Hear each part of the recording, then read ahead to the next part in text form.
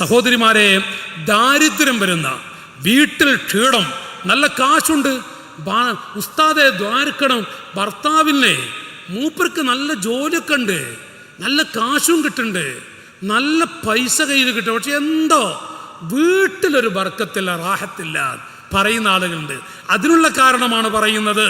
ദാരിദ്ര്യവും വിഷമവും പ്രയാസവും വീട്ടിൽ നിന്ന് നഷ്ടപ്പെടാത്ത, വിട്ടുപോകാത്ത പ്രശ്നങ്ങളും വീട്ടിൽ നിന്ന് അകന്നു പോകാത്ത ദാരിദ്ര്യവും അതുണ്ടാവുന്ന കാര്യങ്ങൾ ഒന്ന്,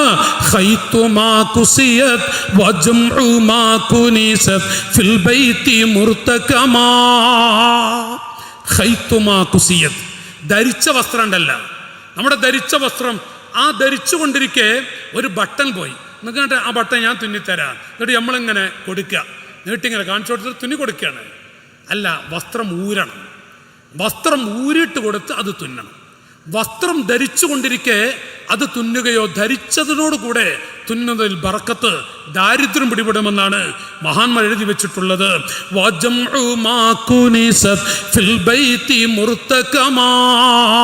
എൻ്റെ പെൺകുട്ടികളോട് പറയാം, മക്കളെ, വീട്ടിൽ അടുക്കാട്ടുണ്ടല്ല, അത് കൂട്ടി വെക്കുക. അങ്ങനെ അടിച്ചടിച്ച് എല്ലാ റൂമുകളും ഒരു ഭാഗത്ത് കൂട്ടി വെച്ച് രാവിലെ കൊണ്ടുപോയി പുറത്ത് തള്ളാൻ. നഊദുബില്ല, ഒരിക്കലും അടുക്കാട്ട് കൂട്ടി വെക്കരുത്. എങ്ങനെ പറയാം? അങ്ങനെ തന്നെ അല്ലേ, ഇവയൊക്കെ അടുക്കാട്ട് കൂട്ടി വെക്കരുത് എന്നല്ല പറയാം. അത് കൂട്ടി വെക്കരുത്, പുരയിൽ അടുക്കാട്ട് കൂട്ടി വെക്കരുത്, പെട്ടെന്ന് ദാരിദ്ര്യം വന്നു പോകുമെന്നാണ്. അത് പല സ്ത്രീകളും അപ്പം ചെയ്തുകൊണ്ടിരിക്കുന്നുണ്ട്. അവർ മടി വേറെ ഒന്നുമല്ല, അത് ഒഴിവാക്കാനുള്ള മടി. നാളെ ഒരുമിച്ച് എന്നൊക്കെ കൊട്ടയിൽ സൂക്ഷിക്കും, കൊട്ടയിൽ സൂക്ഷിക്കുക, അതൊക്കെ പ്രശ്നമാണ്, അതൊക്കെ സൂക്ഷിക്കുക നല്ലതാണ്. അതൊക്കെ അത് ഒഴിവാക്കുകയാണ് വേണ്ടത്.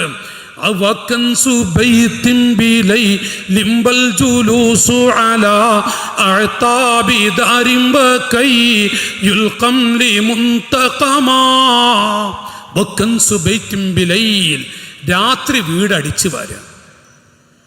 രാത്രി വീട് പഴമക്കാർ നല്ല പറഞ്ഞു. പണ്ട് കാലത്തൊക്കെ രാത്രി വീട്ടിൽ അടിച്ചു വരാൻ സമ്മതിക്കാറില്ല. ഈ ഇരിക്കുന്ന പല ആളുകൾക്കും അറിയാം. അന്നത്തെ കാലത്ത് അങ്ങനെയാണ്. ഇന്നിപ്പോൾ എന്താണ്, ഈ കുട്ടികൾ നോക്കി തുറപ്പിച്ച് നോക്കുന്ന മക്കൾ, തുറപ്പിച്ച് നോക്കുന്ന കുട്ടികൾ, അവർക്കുണ്ട് രാത്രി പകൽ. രാത്രി അടിച്ചു വാരുന്നത് നിർബന്ധ ഘട്ടമുണ്ടാവും, ലറൂറത്തിൻ്റെ ഘട്ടം എന്നൊക്കെ അറിയും, അപ്പോഴൊക്കെ ചെയ്യാം. രാത്രി അടിച്ചു വാരുക. വീടിൻ്റെ ഉമ്മരപ്പടിയിലിരിക്കുക. അതാ ഞാൻ നേരത്തെ പറഞ്ഞത്, മഹാന്മാർ എഴുതി വെച്ച കണ്ടോ, ഉമ്മരപ്പടിയിലിരിക്കുക. അവരിങ്ങനെ പേൻ നോക്കിയിട്ട് എന്താ തലയിലെ പേനൊക്കെ എടുത്ത് കരിച്ചു കളയാ. അത് ചെയ്യരുത് ഒരിക്കലും, പേനോ മറ്റേ കരിച്ചു കളയരുത്. എന്നാലോ ഒഴിവാക്കി ഹയ്യൻ, ഒരു കയ്യിലൊരു പേന കിട്ടിയാൽ അത് വെറുതെ ഒഴിവാക്കിയിടും ചെയ്യരുത്. അത് ജീവിച്ചോട്ടെ, കിർഫ, അവിടെ കിർഫ അല്ല, അതും പറ്റില്ല. അതിനുള്ള വഴികൾ ഇസ്ലാം പഠിപ്പിക്കുന്നുണ്ട്. രണ്ടും ചെയ്തു പോരുത്.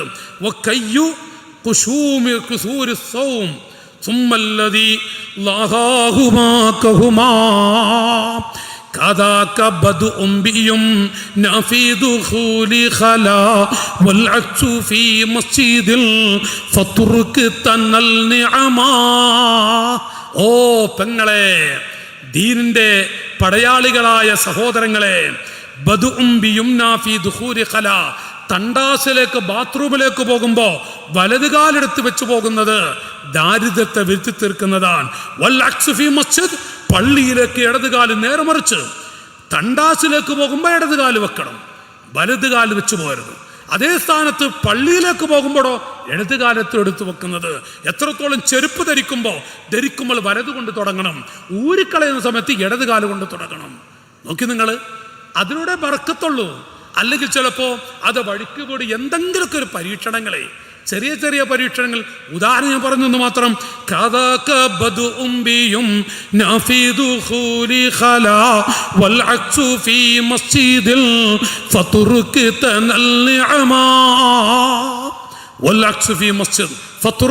അല്ലയോ സഹോദരിമാരെ, ഇത് ഉപേക്ഷിച്ചാൽ തനൽ നിഅമൽ, ഒരുപാട് അനുഗ്രഹങ്ങൾ ലഭിക്കുന്നതാണ്.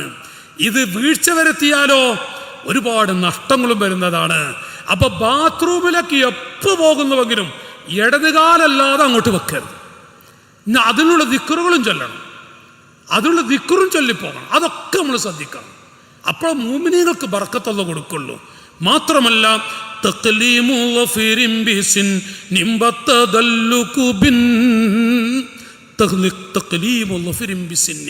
പല്ലുകൊണ്ട് നഖം മുറിക്കുക. എന്താ പറയാ, നഖം കടിക്കാന്നറിയില്ലേ? പല്ലുകൊണ്ട് എത്ര ബർക്കത്ത് നഷ്ടപ്പെടുന്നറിയാം. പല്ലുകൊണ്ട് ഇവിടെ കുട്ടികളുണ്ട്, കുട്ടികളോടൊക്കെ പറയേണ്ടതാണ്, പല്ലുകൊണ്ട് നഖം മുറിക്കുക മറ്റും. അതുപോലെ തന്നെ ഒന്നും ധരിക്കാതെ ഉറങ്ങുക. ആരുമില്ലല്ലോ റൂമിൽ, ഞാൻ ഒറ്റക്കല്ലേ ഉള്ളൂ. ഒരിക്കലും കിടന്നുറങ്ങുമ്പോൾ നമ്മുടെ ഔറത്ത് വെളിവാകുന്നുണ്ടോ സൂക്ഷിക്കണം. ഔറത്ത് വെളിവാകുന്നുണ്ടോ, അത് എത്ര ആണും പെണ്ണും കുട്ടികളൊക്കെ സൂക്ഷിക്കേണ്ട കാര്യമാണ്. ഔറത്ത് വെളിവാകുന്നുണ്ടോ അത് സൂക്ഷിച്ച് കിടക്കണമെന്ന്. കാരണം നമ്മൾക്ക് നമ്മുടെ ഓരോ വിഷയം എഴുതി വെക്കാൻ മലായിക്കത്തിന് അല്ലാഹു നിയമിച്ചിട്ടുണ്ടല്ലോ. നമുക്ക് ചില അദബുകളും മറ്റുമൊക്കെ ഉണ്ട്. മാത്രമല്ല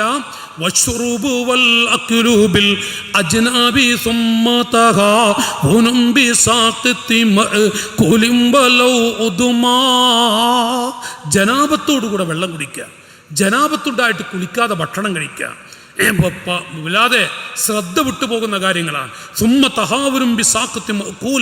വീട് കിടക്കുന്ന വസ്തുക്കൾ, വീടത് അത് കഴുകാതെ എടുത്ത് കഴിക്കുക. ഒരു ഉസ്താദിന്റെ ഒരു ഗുരുവിന്റെ മുന്നിലൂടെ നടക്കുക.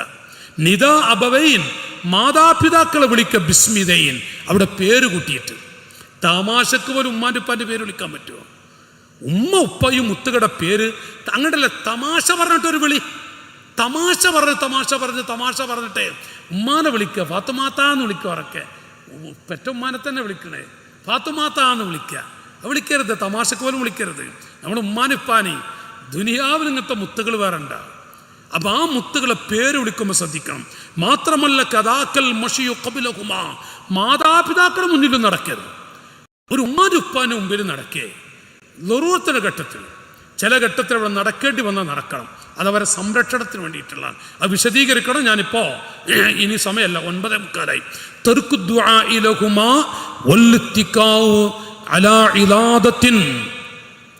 അവർക്ക് വേണ്ടി ദുആ ഉപേക്ഷിക്കുക. 5 പ്രാവശ്യം ഒരു ദിവസം ഉമ്മാക്കുപ്പാക്ക് ദ്വാരക്കണം. ഞാൻ 5 പ്രാവശ്യം എൻ്റെ ഉമ്മ ഉപ്പ അവർ പള്ളിക്കാട്ടിലെപ്പോൾ കിടക്കുന്നത്, ഞാൻ അവർക്ക് ദുആ ചെയ്തില്ലെങ്കിൽ ഈ വഅല് അത് പ്രശ്നമാണ്, ദർസ് പ്രശ്നമാണ്, മറ്റു ഖിദ്മകളൊക്കെ ബർക്കത്ത് നഷ്ടപ്പെടും. ഉമ്മാക്കുപ്പാക്ക് 5 വട്ടം ദ്വാരക്കണം. മാതാപിതാക്കൾക്ക് ഞാൻ 5 പ്രാവശ്യം ദ്വാരുന്നില്ലെങ്കിൽ എൻ്റെ ഭാവിക്ക് കോട്ടാണ്. അത് എല്ലാവർക്കുമുള്ള സംഭവമാണ്. മാതാപിതാക്കൾക്ക് 5 പ്രാവശ്യം മിനിമം നമ്മൾ ദുആ ചെയ്യണമെന്നാണ് ദീൻ പഠിപ്പിക്കുന്നത്. മാത്രമല്ല ഇലാദത്തിൻ, എന്താ ഊരമ്മ, അത് ഇപ്പറ്റകളെ കുറിച്ച് പറയണ്ട, ഊരമ്മ ചാരിക്കുക. മഹാന്മാരെ എഴുതി വെച്ചിട്ടുണ്ട്. അതെങ്ങനെ പറയാ, ഊരക്ക് കൈ കൊടുത്തിരിക്കൂലേ, ഇപ്പറ്റകളെ പണിന്നതാണ്. അടുക്കളയിൽ ഊര കൈ കൊടുത്തിരിക്കുക, ഞാൻ സംസാരിക്കണ ഊര കൈ കൊടുത്തിരിക്കുക. അത് ബർക്കത്ത് പോകും പെങ്ങളെ, ബർക്കത്ത് പോകും. അത് പെൺകുട്ടികളൊക്കെ സൂക്ഷിക്കണം, ശ്രദ്ധിക്കേണ്ട ഒരു കാര്യമാണ്. മാത്രമല്ല കുറേ കാര്യങ്ങൾ, തജ്ഫീഫു വജ്ഹിൻ ബി സൗബിൻ, മുഖുണക്കുക, വസ്ത്രം നനവുണ്ട്. നമ്മൾ പിന്നെ വൽ ഖുറൂജു സരിഅൻ മിൻ മസാജിദ്, ആണുങ്ങളൊക്കെ പള്ളിയിൽ പോയി നിസ്കരിച്ച് പെട്ടെന്ന് ഓടുക, സലാം വിട്ട ഉടനെ പള്ളിയിൽ നിന്ന് എഴുന്നേറ്റുക. ബഅദ സുബ്ഹി, സുബ്ഹിക്ക് ശേഷം പ്രത്യേകിച്ചും, സുബ്ഹിക്ക് പള്ളിക്കൊക്കെ നേരത്തെ പോകും. നിസ്കാരം കഴിഞ്ഞ ഒരു 10 മിനിറ്റ് പള്ളിയിൽ നിന്നിട്ട് ഒരു 2 പേജെങ്കിലും ഓതാതെ പെട്ടെന്ന് ഓടിപ്പോവുക. അത് വീട്ടിൽ ബർക്കത്ത് നഷ്ടപ്പെടുന്ന. വീട്ടിലും അതെ, സുബ്ഹി നിസ്കാരം കഴിഞ്ഞാൽ എന്തെങ്കിലും അല്പം ചൊല്ലി പറഞ്ഞിട്ട് അത് നിർത്തണം. അത് എന്തെങ്കിലുമൊക്കെ ചൊല്ലുന്ന, ചിലപ്പോൾ എന്തെങ്കിലും നമുക്ക് ചെല്ലാൻ പറ്റിയ കുറച്ച് ദിക്റുകളോ അല്ലെങ്കിൽ വേണ്ടതൊക്കെ അതില്ലാതെ പെട്ടെന്ന് വല്ലുബത്തിക്കാറ് ബിസൂക്ക്. ഇനി ചില ആളുകളൊക്കെ ഉണ്ട്, രാവിലെ ഡ്രസ്സൊക്കെ മാറ്റി അങ്ങാടി പോകും, എന്നിട്ട് ഗൂഡല്ലൂർ ടൗണിൽ പോയിട്ട് വൈകുന്നേരം വരെ ടൗണിൽ നടന്നിട്ട കാര്യത്തിന് കച്ചവടക്കാരൊക്കെ ഒരു പണിയില്ലാത്തൊരു പോകുകയെന്ന്, ഒരു പണിയില്ല, വെറുതെ പോകുക, എന്നിട്ട് വൈകുന്നേരം വരിക. അങ്ങാടിയിലാണ് കൂടുതൽ ജീവിതം. നഊദു ബില്ലാഹ്. കാര്യമില്ലാതെ, കച്ചവടക്കാരൊന്നുമല്ല, ഒരു കാര്യമില്ലാതെ വെറുതെ അങ്ങാടി പോയിട്ട് അങ്ങനെ നടക്കുക. അങ്ങാടിയിൽ കൂടുതൽ താമസിക്കാൻ പോകണം. അങ്ങാടിയിൽ ഇങ്ങനെ പോയിട്ട് ഇങ്ങനെ മെല്ലെ കൂടുതൽ ഇങ്ങനെ നടന്നങ്ങനെ വരിക. നഊദു ബില്ലാഹ്. അതൊക്കെ വല്ലാത്ത. ഇപ്പം നമ്മുടെ നാട്ടിലിപ്പോൾ ഒരു സ്വഭാവമുണ്ട്. കേരളത്തിൽ നിന്ന് കുറേ ആജുമാരെ കൊണ്ടുവന്നിട്ട് നല്ല എന്താന്ന് പറയുക, പൊന്ന് പോലത്തെ മുതൽ പൊന്ന്, അത് ബ്രോക്കർമാരുടെ പണിയാണ്. അത് പിന്നെ പറയാല്ലേ, എപ്പോൾ വേണ്ട. അത് പിന്നെ പറയാം. അത് നാളത്തെ മൗത്തുമായി ബന്ധപ്പെട്ട് പറയാം. എത്ര ആളുകളപ്പോൾ കുടുങ്ങിയിട്ടില്ല നമ്മുടെ നാട്ടിൽ, എത്ര മനുഷ്യന്മാർ 5 ഏക്കറ 4 ഏക്കറ കാട്ടിലൊക്കെ നല്ല വീടടിപ്പിക്കുക. എന്നിട്ട് പറയാം ഇന്ന് കൊടുക്കണം എന്ന് പറഞ്ഞാൽ ഇന്നോട് കൊടുക്കാൻ കഴിയും, ഇന്നോട് കൊടുക്കും, ഇന്ന് വേണോ വേണ്ടേന്ന് പറഞ്ഞാൽ അപ്പം കൊടുക്കും. പിന്നെ കൊല്ലങ്ങളുള്ള ഈ പാവങ്ങൾ എത്ര ഹാജിമാരെ കൊണ്ടുവന്ന് നശിപ്പിക്കുന്ന മനുഷ്യന്മാർ. മരിക്കോളെ ഇവരല്ല വിടുമോ? ഇവർ നല്ല നിലയ്ക്ക് ജീവിക്കുമെന്ന്. എന്താണ് നല്ല നല്ല ബ്രോക്കർമാരുണ്ട്, അതുകൊണ്ട് കുട്ടികളെ പോറ്റുന്ന മുടിപ്പിക്കുന്ന ഒരുപാട് ആളുകളെ കുടുക്കിക്കളയുന്ന. ഇപ്പോൾ ഒരു 4-5 ഹാജിമാർ ഇപ്പോൾ നമ്മുടെ നാട്ടിൽ പെട്ടിട്ടുണ്ട്. 4-5 ഹാജിമാർ അവരെ ബ്രോക്കർമാർ പറ്റിച്ചിരിക്കുക. എന്താ ചോദിച്ചാൽ ഇന്ന് വരെ നാളത്തേക്കാവില്ല, ഇന്ന് കൊടുക്കണോ റെഡി, ഇരട്ടി വില, ഇരട്ടി പൈസ കിട്ടും. എത്ര ഹാജിമാരവിടെ കുടുങ്ങി കിടക്കുന്ന അറിയാം നമ്മുടെ നാട്ടിൽ. നമ്മളൊന്ന് നല്ലവർക്ക് മരിക്കോ? മറ്റ് രാജ്യത്തുള്ളവരെ കൊണ്ടുവന്ന് ഈ രാജ്യത്ത് നല്ല നല്ല തോട്ടം, നല്ല വീട്, നല്ല നല്ല ഭൂമി എന്നൊക്കെ പറഞ്ഞിട്ട് അവരെങ്ങനെ കുടിക്കിട്ട് നമ്മൾ സുഖിച്ച് ജീവിക്കാൻ കഴിയോ? അല്ലാഹു തആല പല രോഗങ്ങൾ തരും, മാരകമായ രോഗങ്ങൾ തന്ന് പരീക്ഷിക്കൂലേ? മറ്റുള്ളവരെങ്ങാൻ എന്നെ കുടിക്കല്ലോ എന്ന് പറഞ്ഞാൽ റബ്ബ് നമ്മളെ ഇരുത്തൂലേ എന്ന് സൂക്ഷിക്കണം. അത് മറ്റന്നാൾ ഞാൻ പറയുന്നുണ്ട്. അള്ളാഹു ആയുസ് തരുന്നുവെങ്കിലേ ഇൻഷാ അള്ളാഹ് മൗത്തുമായി ബന്ധപ്പെട്ട് പറയാം. അള്ളാഹു നമ്മുടെ ജീവിതത്തിൽ ഖൈറും ബറക്കത്തും ഏറ്റി തരുമാറാവട്ടെ. അള്ളാഹു നമ്മുടെ ജീവിതത്തിൽ സന്തോഷം നൽകുമാറാവട്ടെ.